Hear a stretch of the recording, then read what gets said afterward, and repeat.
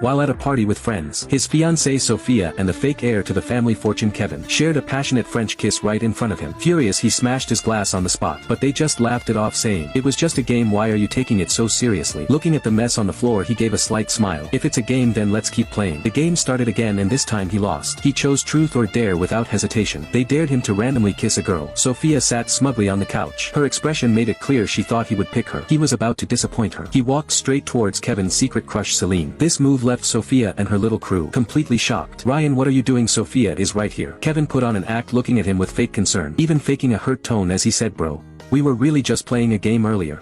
Why don't you believe us? Humph, with the way you two were going at it. If there was a bed, you'd have been all over it.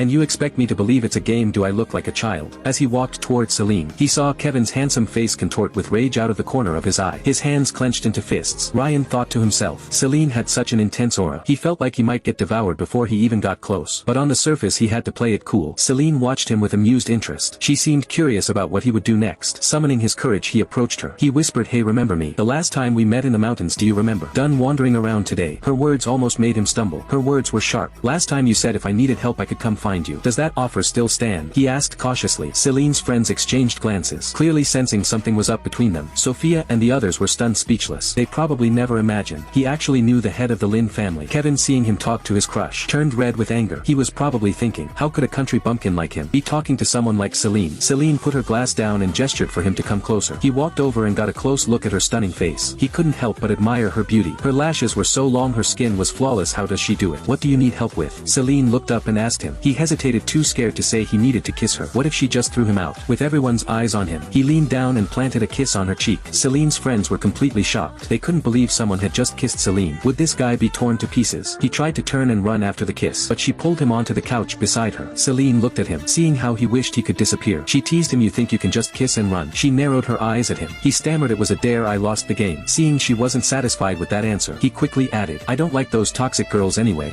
Anyone can have them, you're much better." Celine was amused. "So you like me?" He stared at her beautiful face and nodded eagerly. "Who wouldn't like a gorgeous woman like her, even if she's tough? I heard she has an amazing body with abs, wonder if it's true." Celine looked both annoyed and amused. She was sure she could hear his thoughts. She lightly tapped his head. "Little pervert, kissing me isn't enough. Now you're thinking about my body." He looked at her defiantly. "It's pure appreciation, not being a creep." Her friend choked on his drink hearing this, and quickly waved them off, saying, "You two carry on."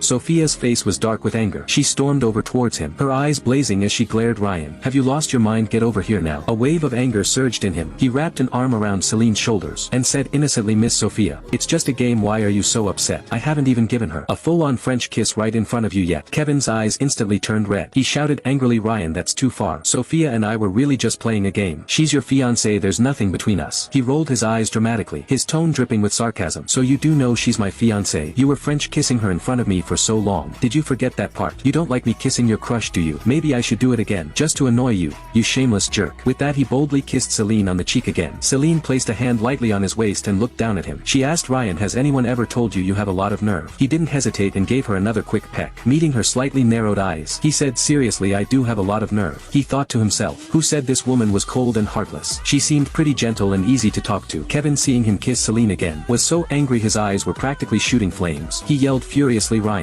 you can't just take revenge on people like this. What you're doing is wrong." Sophia's face was icy cold. "Ryan, I'm telling you for the last time, get over here." He settled comfortably next to Celine, absent-mindedly playing with her fingers as he smirked. He asked her, "Who do you think you are?" "Ryan, don't forget I'm your fiancé." Sophia spoke through gritted teeth. Her words made him laugh out loud in anger. He got up and walked right up to her, and slapped her across the face. Kevin screamed and rushed over, grabbing Sophia's arm. He asked her with feigned concern if she was hurt. Watching their pathetic act, he couldn't help but give a scornful laugh. He even started clapping sarcastically. Sophia's body went rigid. She awkwardly pushed Kevin away, but Kevin still looked disapproving. "Ryan, how could you hit Sophia? Apologize to her right now.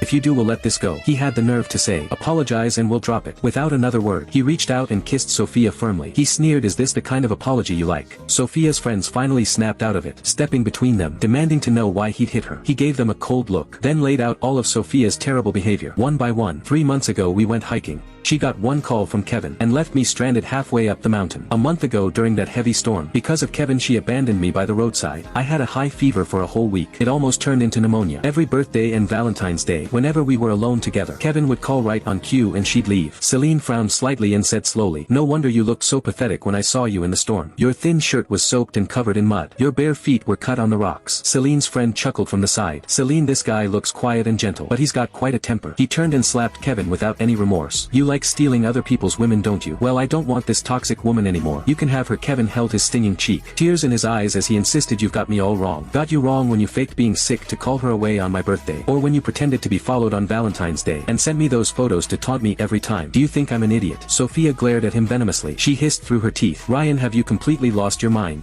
What do you even